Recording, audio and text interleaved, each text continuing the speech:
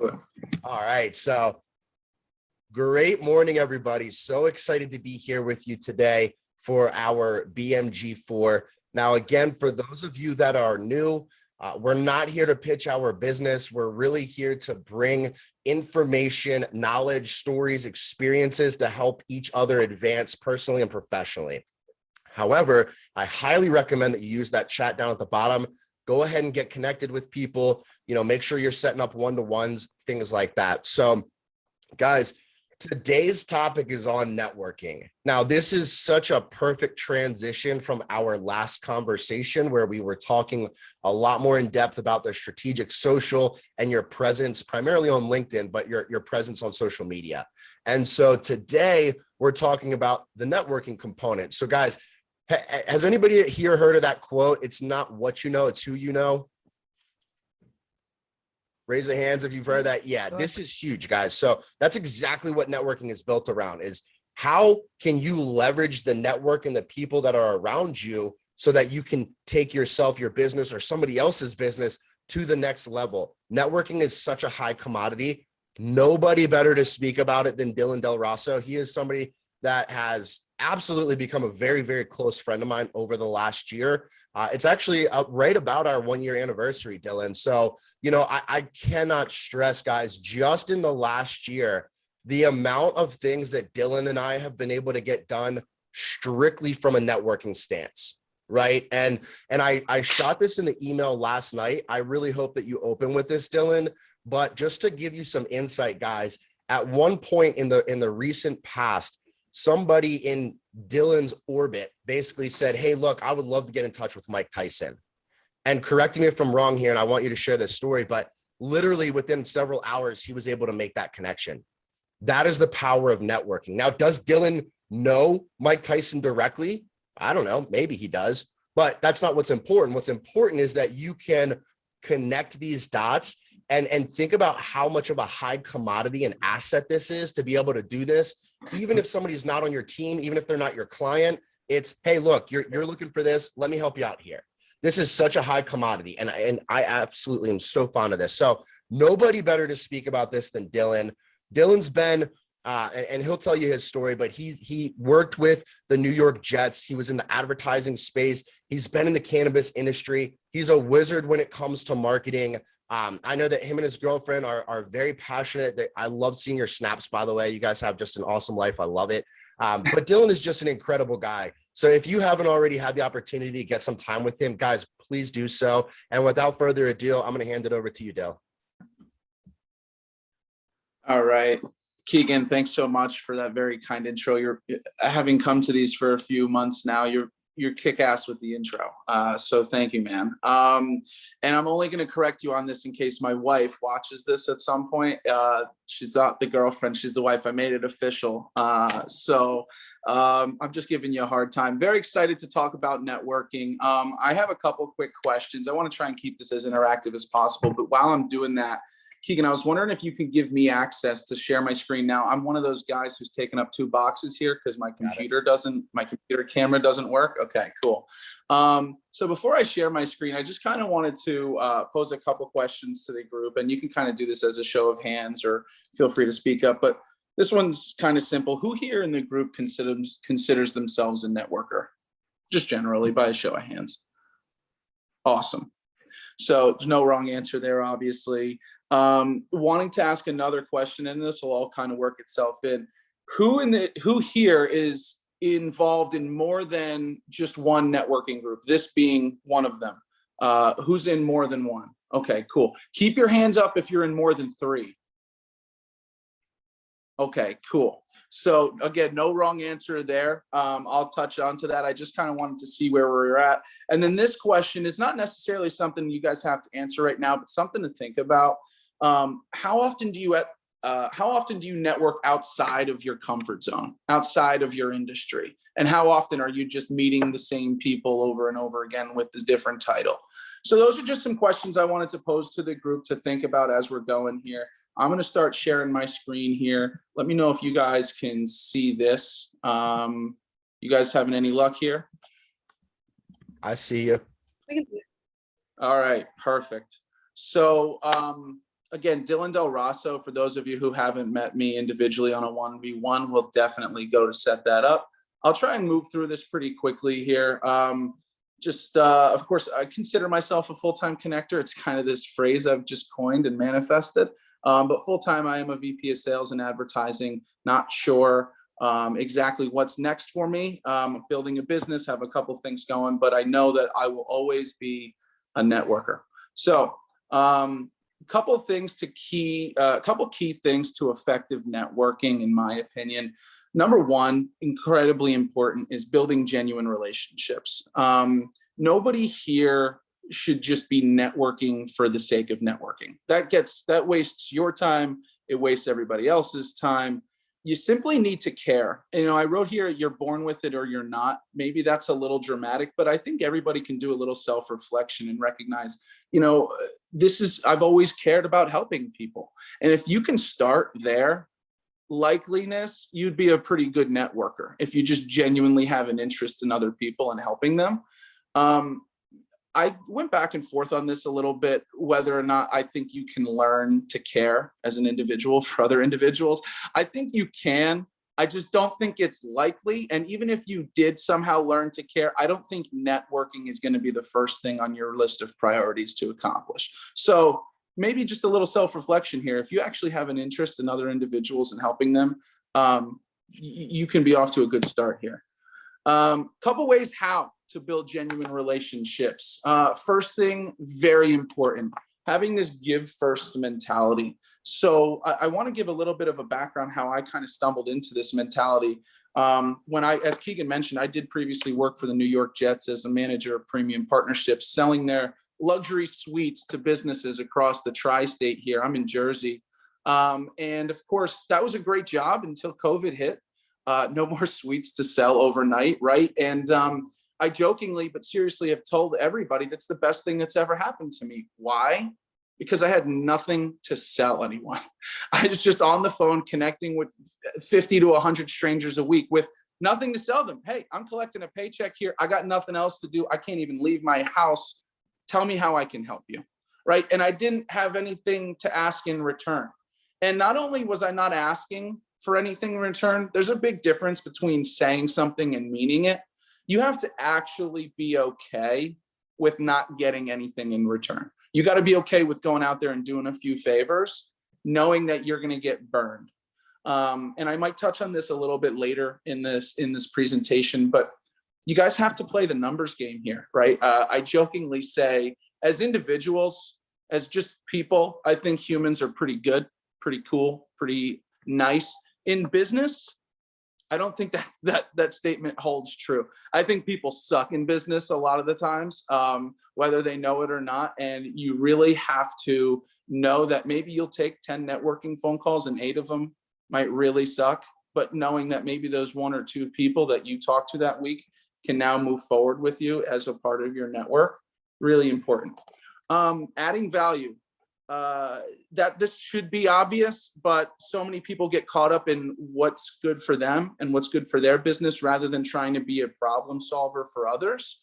The quickest way I've always added value, and Keegan can speak to this, is referrals, right? Dylan Del Rosso maybe, came up with his blinders on in the sports world and, didn't have all this variety in my network, but as soon as I started connecting with strangers with no out of bounds, hey, tell me about you, tell me about your business.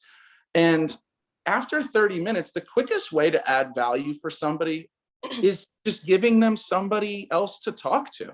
It sounds so silly, but if you can figure out what needs somebody has and you have somebody in your network that can add to that, you don't have to be the silver bullet.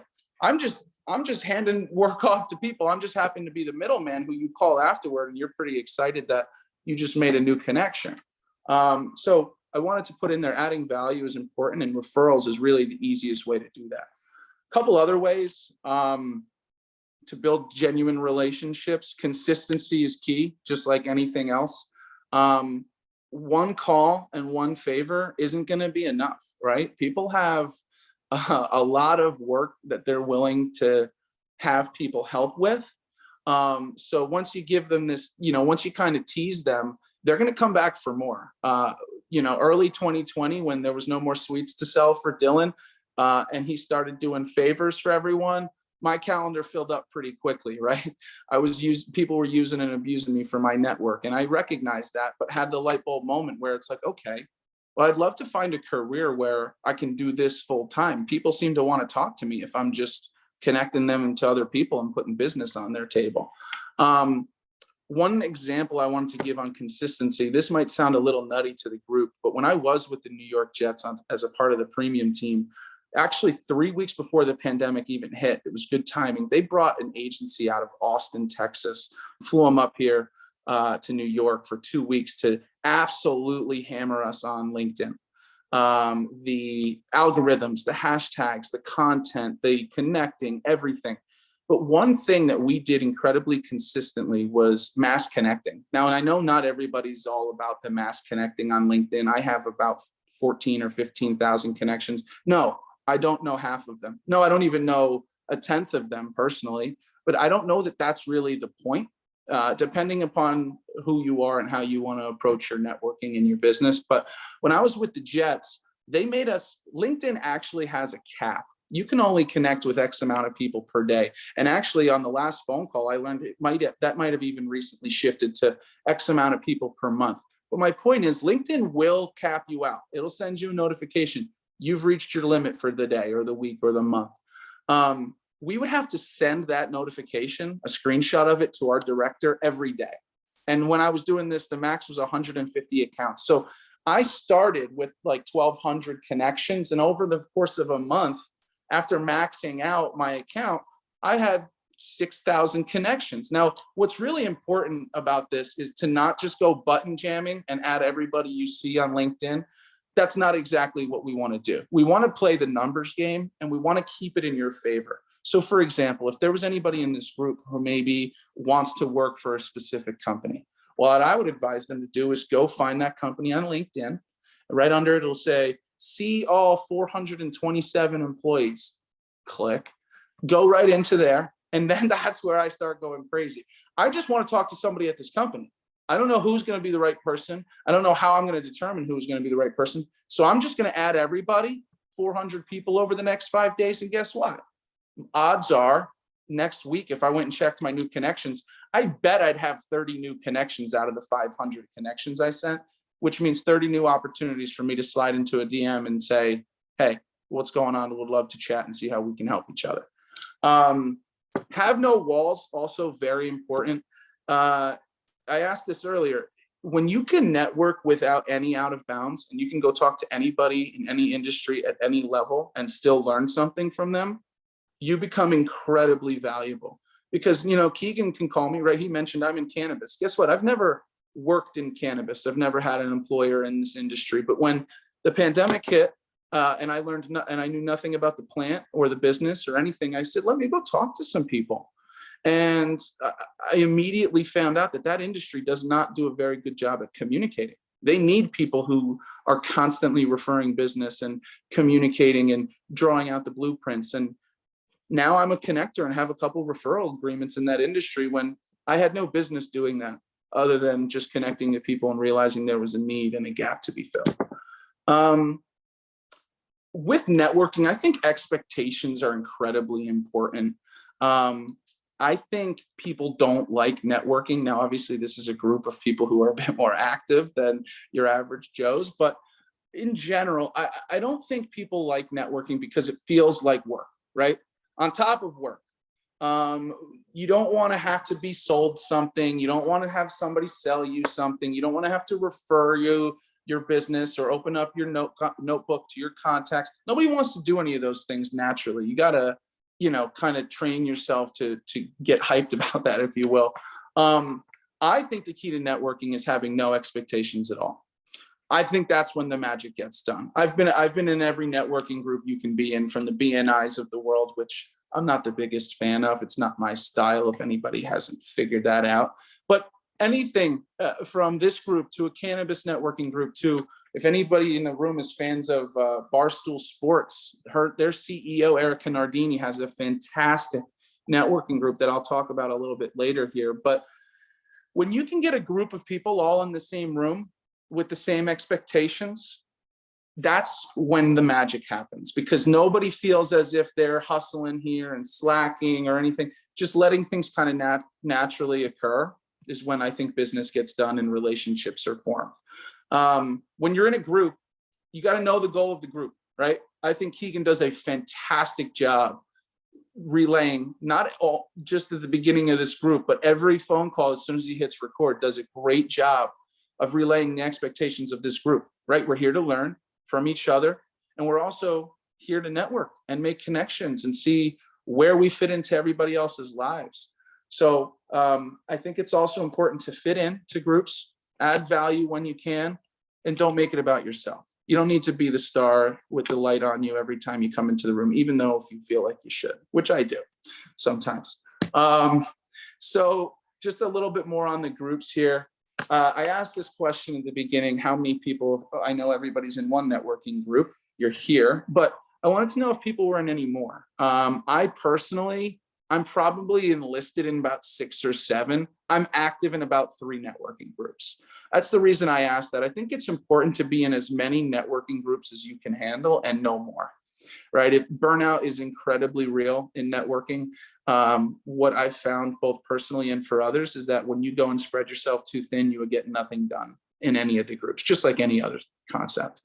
Another thing really important, in my opinion, excuse me, is to never sell. I mean, I'm a salesperson. I'm a sales guy to a T, always have been. I love the sound of my own voice. I have the gift of gab, if you will, but it is never smart to sell in a group setting. It's never really enjoyable for the rest of the group. I'll give an example. I created a networking group for cannabis on LinkedIn. I called it The Hub. Jackson, I think we'll get you in there. And I kind of set the expectation up front. And I took a little bit of this from Coach Keeg here, where let's all come in on the same page. I will not have anybody come in and try and shove their product down anybody else's throat, because that's not enjoyable for the rest of the group. If there's even one person in there that's not feeling like being sold, the whole kind of vibe shifts. I had a member in my group come in and start selling to the whole room, hung up, had another great member of mine call me and said, Dylan, listen, I'm loving this, but I'm not coming back if this guy's in here again trying to sell me everything under the sun. And I had to make a really hard choice to say, all right, let me call him and tell him. And I didn't sugarcoat it. I said, hey, listen, dude, I just want you to know I love you. This has been a great group for all of us thus far, but I just had somebody call me and tell me specifically about you that you were going a little too hard here trying to push your product. Let's just try and, tell me about the value you bring and see where it fits in everybody else's agenda, but you don't need to sell. You can sell in a one-on-one environment once you've met people and built a real relationship. If you need to sell and it's a good fit, that's where you do it, not in a group setting. I spoke a little bit about the Token CEO group, and one thing I wanted to mention there, that's this Barstool Sports CEO. Her name of her podcast is Token CEO, and it started as a Facebook group of a bunch of a lot of young women, young professional women who follow Erica, got in on Facebook and started just chatting about the podcast and things they like. Eventually moved over to LinkedIn. I found it, stumbled into it, became one of these group leaders where you were forced to chat with 5 or other 6 people in your group outside of your industry. And we were all a bunch of stoolies, fans of the business, fans of the podcast. We weren't here to, sell anybody anything or get our next job. We just wanted to chat about a common interest. And guess what? As a result, I and almost everybody else who wanted to take advantage of this was able to build lifelong friendships, sell. I have clients that I met from this networking group, and it happened naturally. Couple other things here, kind of as I wrap up, I want to be safe with our time. I know we touched on LinkedIn and the outreach strategy a bit on our last call here as a group, but this was something I wanted to do. This is a message I've been sending really, I guess, just from a few months before the pandemic.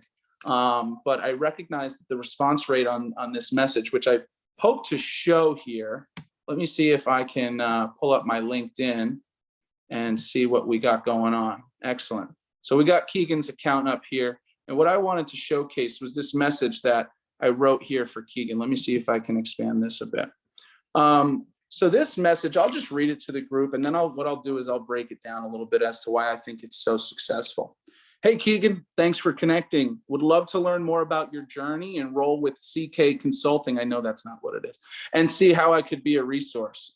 I'm a full-time connector and believe there could be a ton of synergies here. Let me know if you'd like to find some time. Are you up for some good old networking? Best, Dylan. Okay, so there's a couple of things that happen in this message, and I'm going to break it down for you. First of all, let me see if I can expand this again. Let's break that down. A couple of things happen here. Thank you for connecting. What's happening there is that's reverse psychology, right? Most of the time I connected with you. I went and seeked you out, sent you a connection request, maybe sent you a message, maybe I didn't. But you had to still accept my connection. So I can therefore tell you, thanks for connecting, right? So all off the bat, we're kind of, well, I'll find a word for it. We're kind of turning the table on them a little bit. The next part of this, I would love to learn more about your journey and role with your company. So this does a couple things. This tells people, hey, I'm not just interested in your title. I'm not just title chasing here, and I don't just want your sexy job or your company. I want to know about you. I want to know how you got here. And I want to know about your company, right? So you don't want to just say, hey, let's just talk about you for 30 minutes. I do want to know about your company and how we can work together. But marrying both is really important because everybody loves to talk about themselves. Let's not forget that. Adding value without asking for anything in return. So in the message, I said, hey, I'm a full-time connector. I think there can be some synergies here. Would love to know who you can meet. And notice I'm not asking for anything really other than their time, right? I'm offering my help. I just want to know about you and your business and figure out how I can help you. And then at the end, quote, are you up for some good old networking? Okay, so this feels a little silly, but there's a couple reasons, and I might have mentioned this even on the last phone call. There's a couple reasons I do this. It guilts them into it, if you will. I'm writing words like OLE, okay? And I'm putting 2 question marks at the end of networking. What does that do? It assures people that I'm not a robot, okay? This is not some automated message that we're all receiving on LinkedIn anymore. This must be a human because he just typed, are you up for some good old networking, question mark, question mark. Okay, and then the ultimate thing that kind of happens here after you taking this entirety of this message, the message I try to put in people's heads, like, hey, if you're going to network with anybody, right? Because everybody has this networking void they feel that they need to fill. And if you're going to network with anybody, it's going to be me. Why? Because I reached out to you. I'm not asking you for anything in return. After one look at my profile, you've probably proven to yourself that I'm at least worth of some value and some of your time. And, likeliness, I'm not going to sell you anything on the first call if I'm, this approachable. So you trick them into it.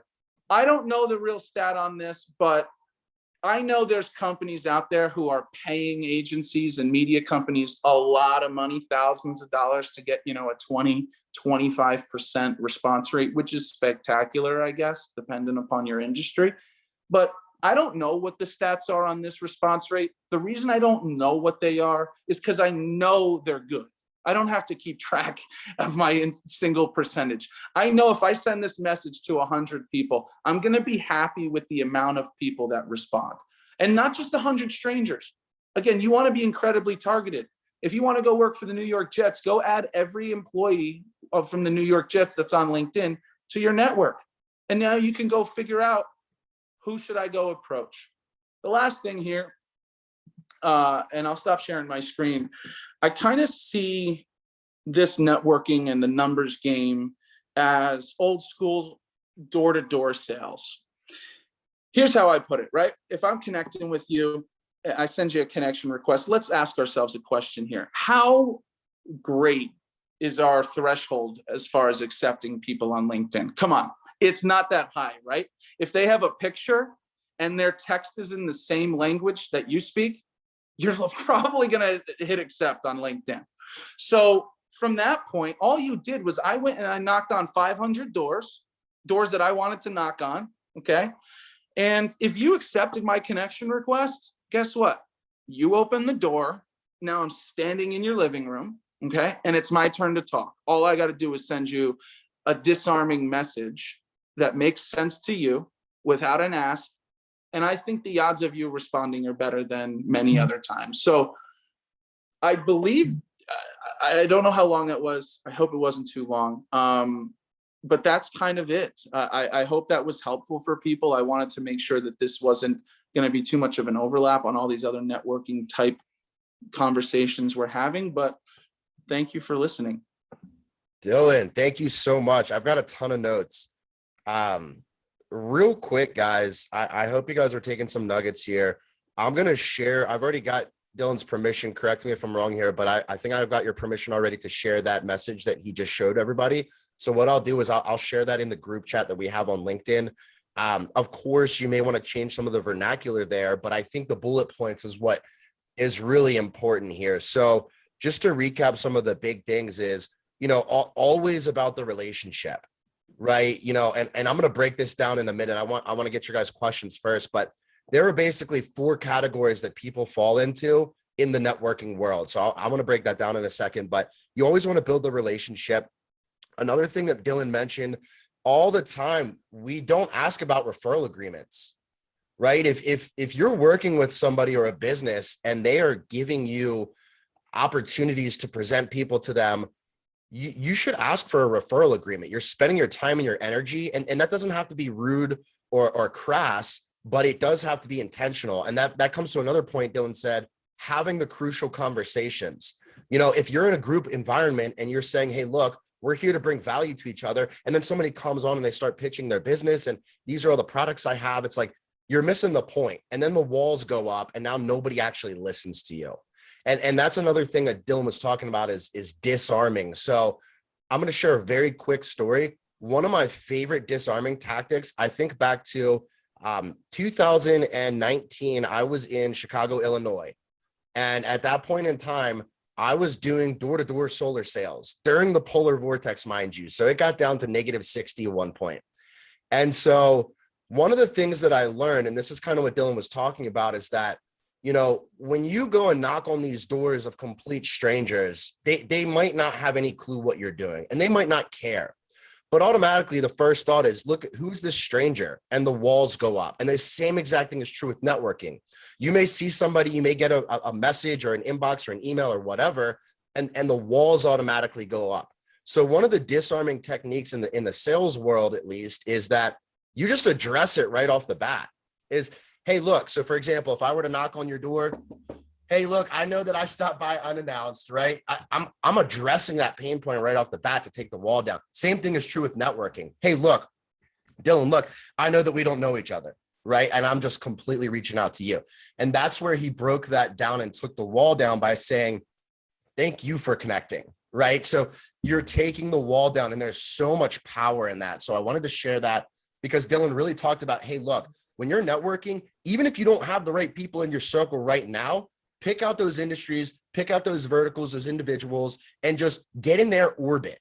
So this is how you disengage the wall, bring the wall down. So let's throw it to the group for Q&A. Does anybody have any questions, thoughts, stories, comments?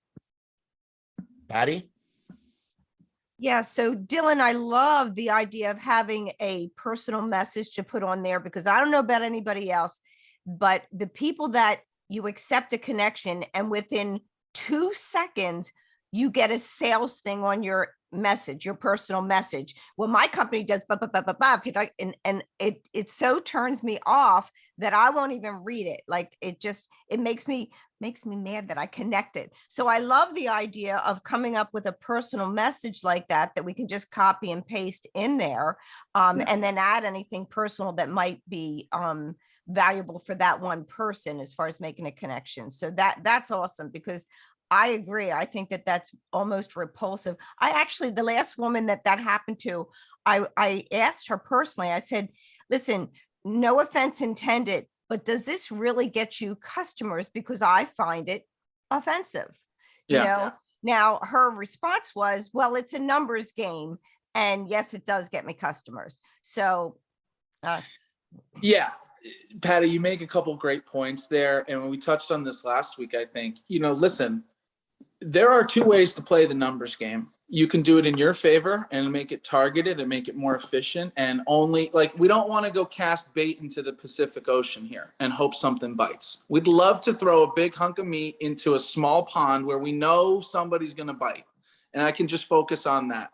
And you know what? It does work. We get these automated messages all the time. And I even said last call, there's one or two of them that over a span of a quarter get my interest, and I'm a fool and I respond to, and so it does work. I think, on this message, I think what's so important about it is it's not intrusive. I'm not pulling anything from you. I'm not asking for your wallet. I'm not asking for your, whole life story. I'm not asking for you to introduce me to your boss. I'm just saying, talk to me if you have some time. And you would be surprised, especially people who work in corporate America, who are in these meetings all day long, how many strangers would be willing to take a phone call with you? Maybe not even because they want to talk to you, but just because they don't want to talk to somebody else or be in the meeting that they're in. You got to take advantage of that, right? We know how much time is in a day for somebody and how much time they actually want to work versus maybe find a distraction or something. We could be that distraction. It sounds so silly, but as you guys were talking, and I just want to make one other quick comment, Keegan touched on this. You want to kind of form all the pieces of the puzzle, right?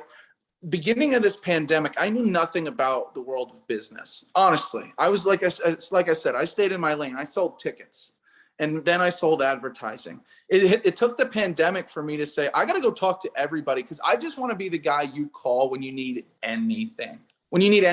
And so, Keegan, I didn't touch on the Mike Tyson story. Gary Vaynerchuk, who is a media mogul, some of you may know him. He's the obnoxious guy that curses all the time and goes to garage sales. But he's also, a multi-millionaire and has an incredible agency. The long story short there is he had a senior marketing manager that I stumbled upon on LinkedIn and started talking to her and formed a relationship, got coffee in the city. And 2 weeks later, she's calling Dylan because she knows I'm networking all day long. Hey, Dylan, this is going to sound crazy, but do you know anybody with Mike Tyson? Because we want to get one of our UFC fighters on his podcast, and we want to. No, I don't know Mike Tyson. I have no idea who Mike Tyson. I have no idea how to get in touch with Mike Tyson. But let me call a couple people who might, and let me get back to you. So I'm not the executioner here. I'm not doing the work, but I have somebody who could. So guess what? I made 4 phone calls. Somebody who happened to be on his security detail in the 90s, somebody who works for his agency, and somebody who knows his uncle. These are real. And I call back. I'm saying, hey, I'm not saying any of these will work, but here's 3 options to at least try. And, 10 days later, they got what they needed out of Mike Tyson. And I was the guy who made the connection. And I'm not going around bragging about that because nobody cares. I didn't get paid for it. Nobody's going to give me any credit. But for me, I recognize, just because I was there and I answered the phone, I can get in the middle of these 2 businesses and really add value. So that was that story. I apologize for talking so long there.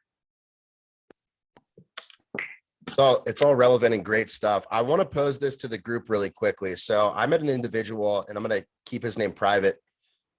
He is another super connector. And basically what he told me is that when he's networking, and he's been doing this for over a decade, is he'll put people into 4 different groups. So the first group, or the bucket, as he calls them, his 4 buckets, the first bucket is the narcissist. So what that looks like is that is a person that you get into a conversation with, right? And they'll take referrals and introductions all day long. They'll never send one back to you, right? They'll take and never give. And Dylan brought this up before. And I think that when you identify that person, it's very important to stop sending those connections, okay? Not because you're rude, because look, if I send you 10 introductions and referrals and connections and you can't send one back, there's no ROI for me, right? I don't want to spend my time, energy, and resource with the wrong people. So that's bucket number 1. Number 2, these are people that they know that they should be sending referrals. They just don't know how to do it. They're not sure how to make the introduction. And by the way, that could be on us. Maybe we didn't do a good enough job identifying our avatar or maybe it is something on their side. Who knows? The one pager is a great solution for those people, by the way. So I'm so glad that we were able to do that last week. The third bucket, these are the people that they'll make some connections. It's just not super consistent, right? It might be a one-off here and there, and it sort of happens and it's great, but it's not super cohesive. And then the fourth and final bucket, these are the people that they're just eager to help, right? This is the Dylan. These are the Dylans of the world that, hey, look, I know that if I have a conversation with this individual, not only are they going to be able to help me and introduce me to people in their network, I'm going to be able to do the same.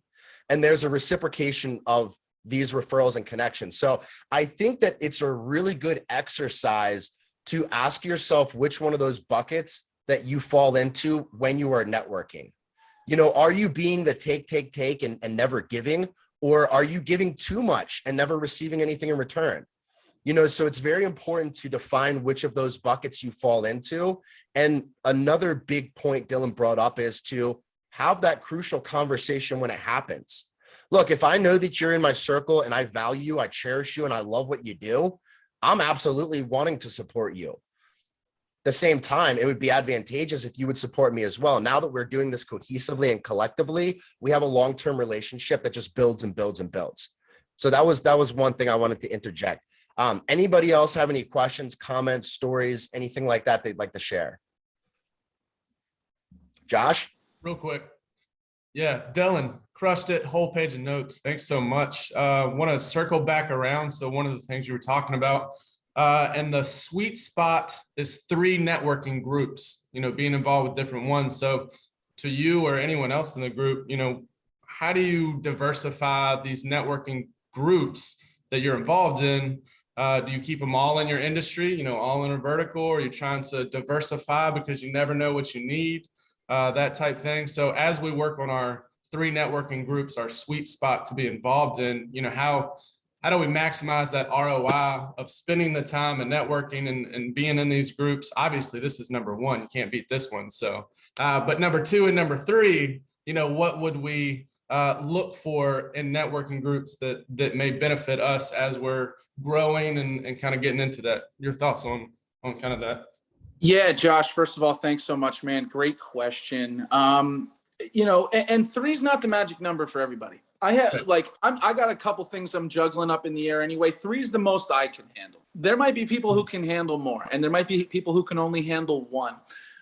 To answer your question, I think you want to kind of play a different role in each group, and you want to have the groups play a different role for you. So for example, this is one of my 3 groups, a mastermind group, where I'm going to get access to a new guest speaker every week who a lot of times I've never met outside of this group. I've never had the opportunity to talk to them, and it gives me a platform to listen.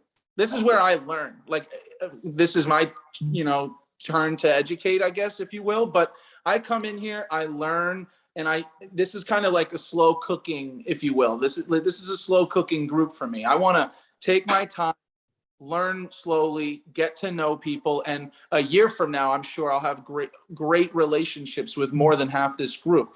Others, you want to maybe be more of a leader, right? So this Barstool Sports one that I stumbled into, I said, sure, I'll be a group leader. I'll be one of the people who organizes these events. And careful when you do that, because people will use and abuse you for your time. If you're going to step into a leadership role for a networking group, there's no turning back. And then another one would be, I guess the only other distinction, I think it is really great to have a networking group that is maybe specialized in what you do. One that's only people that have to do with your direct business and, you know, cannabis. Let's just say you're in that world. Mm-hmm. Yeah, get in a networking group of just movers and shakers in the cannabis group. And then be in one that has nothing to do with cannabis, because you would be amazed how many times you're able to, you know, marry these 2 worlds, right? I'll give a small example. I was in just a general networking group, and I met this guy with a company called Purolite. And he's in the big gas and you know, oil industry, and they have these micro beads, which sounds ridiculous, but they have a micro bead technology, and it's great for oil and gas and everything. But they found out after a few phone calls, and I connected them to a couple people in the cannabis industry that their technology can remove THC from CBD, right? You know, so now they're like, we're sprinting toward the cannabis industry. This is a whole new piece of revenue for us, just because he went outside of his comfort zone, figured something out, and now his whole company has a brand new entire stream of revenue. So I think being places where it's specialized, getting out of your comfort zone, and having different roles in each of your groups is really important. Right on, right on. Thank you, Josh. Speaking that real quick too, I know for me, I do several networking groups, but it's also really important for me to realize either when I've outgrown a group or when I need to find another source. I know last week, Matt mentioned H7. I love H7 because they offer multiple Zoom meetings throughout the week. Some of them are specialized in different things. They have B2B groups, they have B2C groups. They also have in-person groups. And so when I first started there, I was doing like 2 or 3 Zoom meetings a week. I was also doing 2 in-person meetings a week. And I was like, okay, this is too much. And my Monday meeting, I really, really like the people in that group, but I've had to start cutting back on that one I try and go about once a month to connect with the people because I like the people.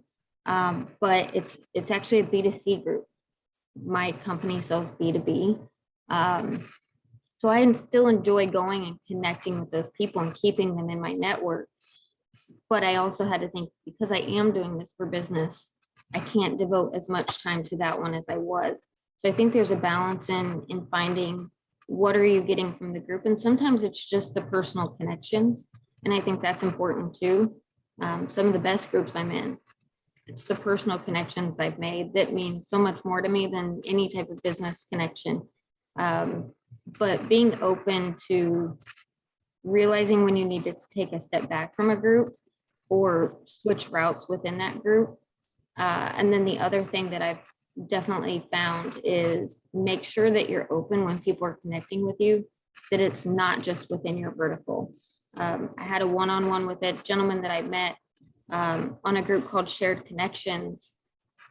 He's a financial manager.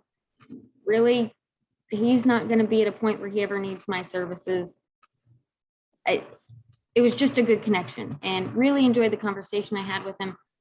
Plan to follow up with him. And that's another key. When you're doing one-on-ones, don't just do one-on-one and stop. That's not a connection. That's a meeting. If you want to create a genuine connection with someone, follow back up with them. It doesn't have to be a lot, but every once in a while, even if it's just a one-on-one, that's a 30-minute one-on-one to catch up, or a quick message on LinkedIn, that's always how you create those connections that are willing to stay connections and send you things as well. But with that connection, had the one-on-one with them, had never followed back up with them yet. And I got a call one day from a gentleman that he said, hey, I've been trying to launch this application for 8 months. We're about 8 months behind. And I have investors that are threatening to pull out. And he said, one of my connections told me, or one of the investors told me I needed to call you and your team. If you can help us get through these 2 pain points that we can't solve to get launched, then him and a couple others are going to pull out. But if you can help us get it fixed, then they're going to continue going forward. So that connection I never saw as being potential business sent me some business that's going to be paying us very well. So it's good to be open to all kinds of connections and be authentic and create those genuine connections. Thank you so much. Yeah, you brought up a really important point, Dill. I think you want to mention something. I'm gonna hand this to you. But one of the things that's really important that I think you identified, Jen, is that there's also an element of what stage you're in your business. So what I mean by that is if you're in the introductory stage or if you're in the first year, it might make sense to spend a lot more time networking than if you're in your 3rd or say 5th year, right? Because the needs are different, the demands are different. So knowing the stage of your business is really important. You know, when I first launched this, and I know several people on this call, at the very beginning, we probably spend more time networking than some of the other stuff, the admin stuff, because we haven't yet built our business to that point. The other thing is that you mentioned, Jen, is the follow-up and how critical having that follow-up is. So for everybody on this call, you may have a particular CRM system for your business. Do you have a CRM system for your networking? What is your process to follow up with people?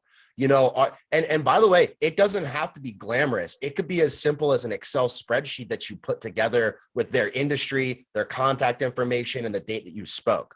But having some form of following up is so critical. Just like when Dylan started this conversation, guys, it's all about building the relationship. You know, you got to build that relationship, and you do that by following up with people. You don't just want to have one meeting and then never talk to them again. And then also one last thing to answer one of the questions that you had posed, Josh, is it's also really important to know your avatar. You know, like Dylan was talking about before, let's say, for example, your avatar is a customer, a client, you know, an individual. Well, then you might want to consider a B2C networking group versus a B2B, because they may not have the people that you're looking for. So I just wanted to, I wanted to share that because I thought it was really relevant, Jen, about, you know, knowing the stage of your business, and then that follow-up process is always critical. Dylan? Yeah, thanks, Keegan. If anybody else has anything, cut me off. I've talked enough. To Jen's point and Keegan's point here, you know, knowing where you're at, I wanted to mention just generally, and I'm sure everybody in this group either feels this or is going to, networking gets easier. There's nothing harder than starting to network. That is the worst thing ever. We all know that. It gets easier. And being consistent, like Jen said, is the key there. You can't just follow up once, have another phone call, and let it die. Unless you want it to die because they suck, let it die. But if they don't suck, yeah, you got to do your job to stay in touch with them. Another thing that when Jen was talking, it made me think about this little tactic that I use. It's not for everybody, and it's a little, it's not conniving, but it's a bad word. When I talk to people for the first time and I'm on a networking call, and this is our first time introducing each other, I always, if I can, I won't force it, but if the opportunity presents itself, I always let them go first. Because for me, think about it this way. If I let you go first, I have all the ammo now. I know exactly what interests you, what was worth mentioning to you, for you. Now, if I went first, I might give them the whole gamut. I might say, I went to school here. I started my career in sports. I left advertising. I do this now. But that might not be of interest. I could be totally wasting my time giving them all that information. If they go first and they say, you know, oh yeah, actually my cousin's in this cannabis industry and blah, blah, blah, and I really wanted to get more into it. Okay, now it's my turn to talk. I know to give them everything, but then focus in and dive in on this one or two things that I know I've clicked on now just because they went first and I was listening. This is something I wanted to mention. And then I thought it might be important to just mention one or two other things as I was going here. It's not always about monetizing your network. I have a New Jersey mortgage. I'm about monetizing my network. So I'm looking to make money wherever I can, but I'm doing it in the right ways with genuine relationships. The reason why I wanted to mention that is because you don't have to do this to make money. In fact, if you do this just because you want to meet new people and be a resource, money comes in afterward. And the last thing I wanted to mention is I don't think there's ever been a better time to network, right? I mean, everybody's at home. I'm now able to get into it. A CEO in Los Angeles, I'm in their kitchen while I'm sitting here in my underwear. Like, that doesn't happen. I'm not in the underwear. I have underwear on. I also have pants on. But my point is, like, there's never been a better time to go meet strangers because they have the time to do it. They need to do it. And the Band-Aid has been ripped off of corporate America or just networking in general. This time 2 or 3 years ago, if Dylan said to Gary Vee's senior marketing manager that I could maybe go make a potential introduction to Mike Tyson, they don't have any interest in that because Dylan doesn't have a name. He doesn't work for somebody. He doesn't have paperwork that we can go send our boss. Like, you had to jump through so many hoops. Now, if Dylan's got the connection, we're going to figure out a way to make it work, right? Maybe that means a referral agreement. Maybe it means I'll send you tickets to the Super Bowl, or who knows. But my point is, the Band-Aid's been ripped off. If you can do the job, if you can make the introduction, you're going to get the shot to do it. Whereas that wasn't always the case, just because you didn't maybe have the criteria behind you. So, sorry, rambling again. Patty? Yeah, so a couple of things with that, and what Jen's point was, you know, and when you talk about your 4 buckets, I find that I'm in 2, 3, and 4, right? Like I'm in all those buckets. And I think that sometimes we don't know who we could or should refer, but I know that I've kind of lent myself, and Keegan knows this, I find that I align energetically with certain people that you know that they're generous of heart. So you want to connect them. And maybe you're not connecting them with somebody exactly that's going to be the right connection. But again, you don't know who they know, and so on. So I think that sometimes we just have to be a little bit thinking outside the box, that it doesn't have to be just somebody that needs exactly what he's doing, but they may be able to connect them to the next person. And I mean, the truth is none of us know where our next customer is. So just be open to it. But the other thing that I'm working on now is we can't refer to everybody we meet. We're meeting people every day. So find those people that you align with, you know, and then have a list of those people and be constantly thinking about, who can I connect with, Keegan or Dylan, or you know what I mean? Like people that you find that you have the same integrity and generous. And one of the things I do what you do, Dylan. I always ask the people to go first. And one of the things that I always do is share what network groups that I'm involved in. And like Keegan knows, leading up to this, I always share this when this is coming up, you know, when he's starting another group, to offer that value to that other people. Tell them where you're networking. I love Absolutely. it. So one thing I want to share with you guys, you may have heard of this before, but what you appreciate appreciates. So in other words, if somebody is in your circle and they're helping you and they're making connections and introductions, and even if it's not every day or every week, but if they're doing this, you know, make a list of those people, and at the end of the year, send them a thank you card or you know, a exclusively written email, not something that you're just copying, pasting it and blasting it out, but send something genuine. You know, I know not everybody on here knows Esther, but for those of you that do, she is one of those key players. Dylan's one of those key players that when they're in your circle and they're on your team, you know, they're givers, you know, they're going to help over and over. Don't be afraid to send a little gift, you know, at the end of the year as a thank you. You don't have to go out and spend $6,000. You know, you could spend $50, but just what you appreciate appreciates. So the other point that I want to make is that, you know, based on what Dylan was saying, is I think that there is a genuine power in building rapport. So, you know, and what I mean specifically is Dylan's like, hey, look, if I'm in this first call, I'm going to let you go first because I want to know where to navigate the conversation. I totally resonate with that and get that. Absolutely. Right. It makes sense to me.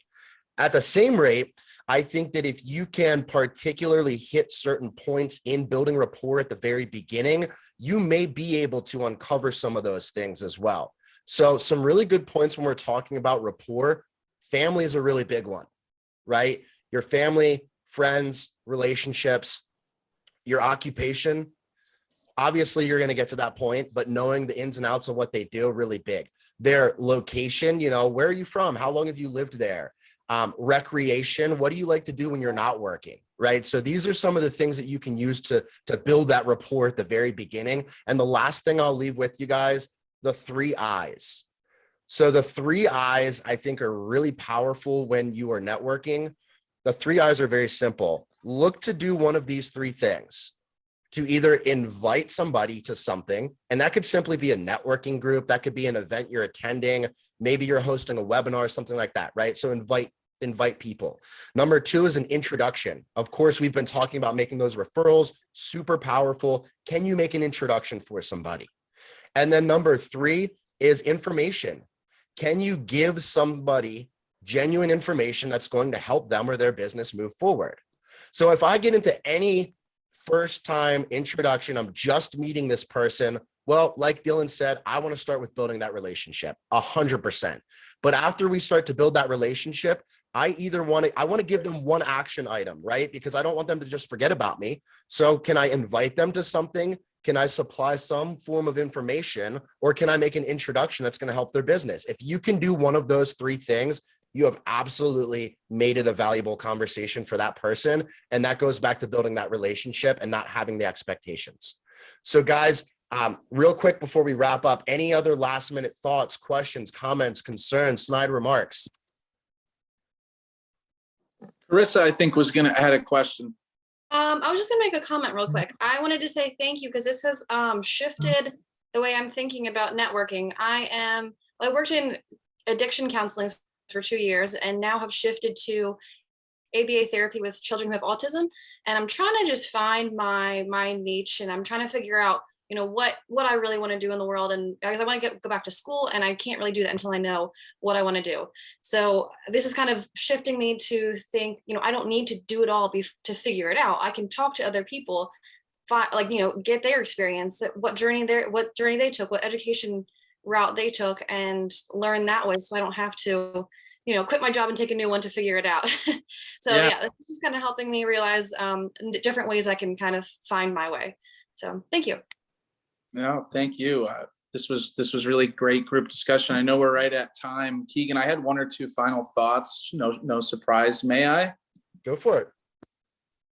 All right. So, you know, Carissa, to your point right there, I think it's really interesting. My main source of education, like, I have never read a book that hasn't been assigned to me. It's my worst flaw. I can't read. I suck at reading. I can't read an article. I suck at reading emails. I don't want to listen to podcasts. I only know what people tell me. And I hope they're telling me the truth, right? But like, my point is, you can go learn about another industry without having to go study or watch hours of YouTube, or just by asking somebody in that industry the question that you have, and they'll give it to you. They already went to school and learned these things, and you can just ask. It's amazing how much you learn about business and the world from just talking to people. Lastly, I think this is important because this whole conversation was focused on more of the giving aspect of networking and not so much of the receiving. I think, and this stumps me, and I'm curious for you guys to think about this, when you do run into another great person and the phone call is wrapping up and they say, hey, how can I help you? Or who do you need to meet? It sounds ridiculous. I suck at answering that question. I know exactly who I want to meet. I know the answer to that, but it's almost like I'm not expecting them to ask. So when they do, I get all baffled. But know how to answer that question, because it's rare that people will actually offer their help back to you. Don't miss that opportunity. Don't say, you know what, let me think about it and get back to you. Because by the time you get back to them, they don't give a shit anymore. They're on to helping the next person, or they stub their toe and they just are having a bad day. So like, you know, take advantage of that now, know your answer. And that's what I wanted to leave with. This has been really awesome. Thank you, everybody. Back to the value of that one pager, guys. So everybody, thank you so much for your time today. I hope this was a great start to your Tuesday, gave you some different perspectives and the power of networking. Dylan, again, thank you so much for presenting and leading the group today. Guys, if you need anything, let us know. I do have to jump onto a meeting. I'm going to upload our video from last week today. So if you're not on the YouTube channel, check it out. It's in that email from last night. I'm also going to send the quick response that Dylan showed us today so that you have that in your arsenal. And if you guys need anything at all in the meantime, do not hesitate to reach out to any of us. Thank you all so much and have an amazing Tuesday. Thanks, guys. Y'all be good. Appreciate you. Take care, everyone. Bye, guys.